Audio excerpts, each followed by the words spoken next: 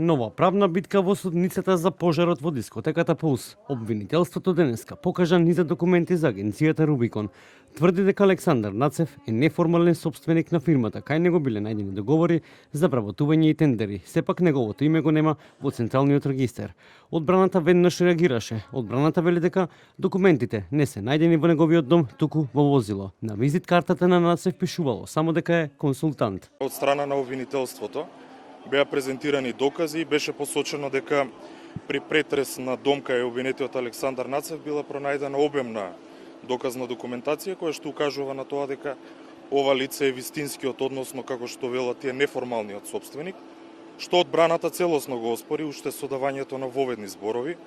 На денешната расправа посочивме и дека ниту еден доказ од таа спомената обемна документација не е пронајдена во домот на Александар Нацев и дека се работи за документација која што била пронајдена подоцна при претрес на возило, меѓутоа документација која што не укажува на тоа дека ова лице има било каква управувачка, односно собственичка структура во друштвото за обезбедување на имоти лица Rubicon Security Solutions.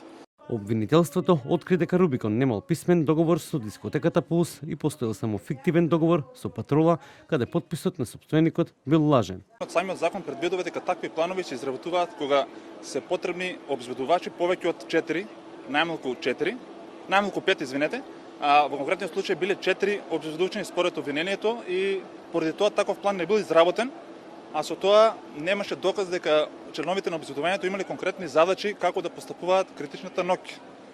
Од друга страна, нас одбраната не загрижува што одредени докази кои ни одат во прилог беа обезбедени во текот на истрагата, но не беа презентирани од страна на обвинителството. Докази во однос на лицето за кое се тврди дека внело пиротехниката, има докази дека тоа не го сторило, дека ранецот не бил негов кој бил пронајден во дискотеката. Обвинителството покажа планови од други објекти. Таму стои дека чуварите мора да бараат пиротехника.